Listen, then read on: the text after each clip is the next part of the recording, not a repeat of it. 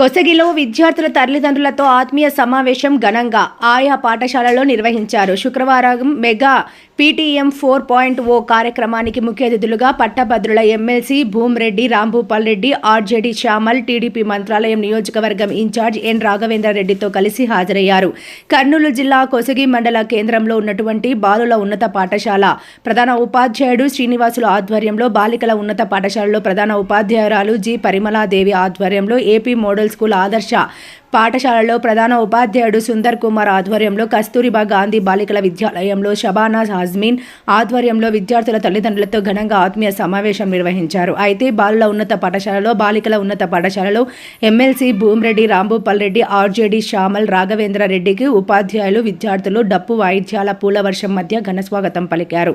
అనంతరం 10వ తరగతి పరీక్షల్లో ఉత్తీర్ణత మార్కులు సాధించిన విద్యార్థినీలకు బహుమతులు బహుకరించారు. విద్యార్థుల తల్లిదండ్రులకు ఆయా పాఠశాలలో ముగ్గుల పోటీలు నిర్వహించారు. విద్యార్థులు క్లాసికల్ డాన్స్, భరతనాట్యం లాంటి డాన్సులు నిర్వహించడం జరిగింది.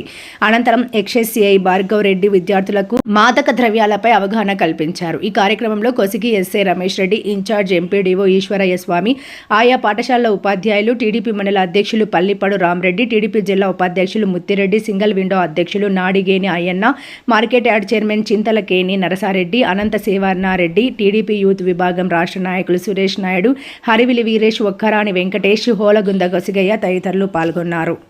అందరికీ కూడా వేలాది మంది పిల్లలు ఇక్కడ చదువుతూ ఉన్నా కూడా కొంత ఈ ప్రాంతంలో ఉండే పేదరికం కానీ లేకపోతే కరువు కాటకాల వలన మధ్యలో 2-3 నెలల పాటు ఇతర ప్రాంతాలకు ఉపాధి కోసం వలసపోయేటప్పుడు మీ పిల్లలందరినీ కూడా మీతో పాటు తీసుకొని పోవడం జరుగుతోంది. అంటే ఆ సందర్భంగా చాలా మంది, వందలాది మంది పిల్లలు, అంటే ఈ ప్రాంతంలోనే 40-50 వేల మంది పిల్లలు పాఠశాలలకు రాకోకుండా మీతో పాటు పనులకు తీసుకుపోవడం జరుగుతోంది. ఇది చాలా బాధాకరం. దీన్ని సమూలంగా మార్పు చేయాల్సిన బాధ్యత తల్లిదండ్రులందరిపైన కూడా ఉంది. అంతేకాకుండా ప్రభుత్వంలో ఉన్న మా అందరిపైన కూడా బాధ్యత ఉంది. దీనికి అంతా కారణం ఈ ప్రాంతంలో రెసిడెన్షియల్ పాఠశాలలు తక్కువగా ఉన్నందువలన పిల్లలను ఒంటరిగా ఇంటి దగ్గర ఉంచుకోలేక వారిని కూడా మీ తల్లిదండ్రులు తీసుకొని పోవడం జరుగుతుంది. దానికోసం ప్రభుత్వం చర్యలు తీసుకోవడం జరుగుతూ ఉంది. ఇటీవలనే మన రాఘవేంద్రారెడ్డి గారు ముఖ్యమంత్రి గారిని కలిసి ఆయన విన్నవించి ఒక రెసిడెన్షియల్ మహాత్మా జ్యోతిరావు పులే గురుకుల పాఠశాలను మంత్రాలయం నియోజకవర్గానికి తీసుకొని రావడం జరిగింది.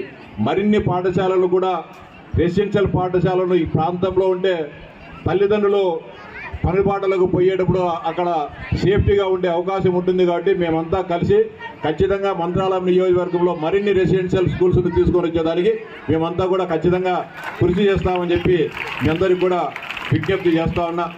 అంటే ఈరోజు విద్యార్థులు, తల్లిదండ్రులు వాళ్ళు బాగోగులు చూడాలనే ఉద్దేశంతోనే ఈ కార్యక్రమం జరుగుతుంది.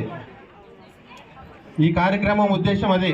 అంటే మన పిల్లాడు పోయిన సంవత్సరం బాగా చదువుకున్నాడా లేదా ఈ సంవత్సరం ఎలా చదువుకుంటున్నాడు అనేది మన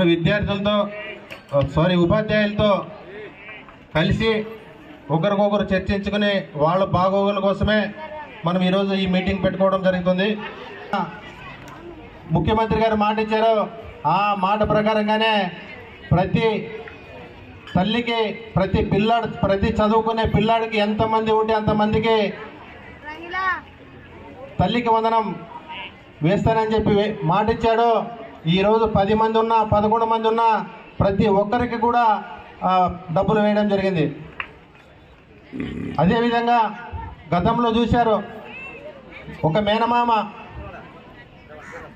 మేనమామ సైగలో వచ్చి మీకు అది చేస్తా, ఇది చేస్తా, ఎంతమంది చదువుకుంటే అంతమందికి ఇస్తా అన్నాడు.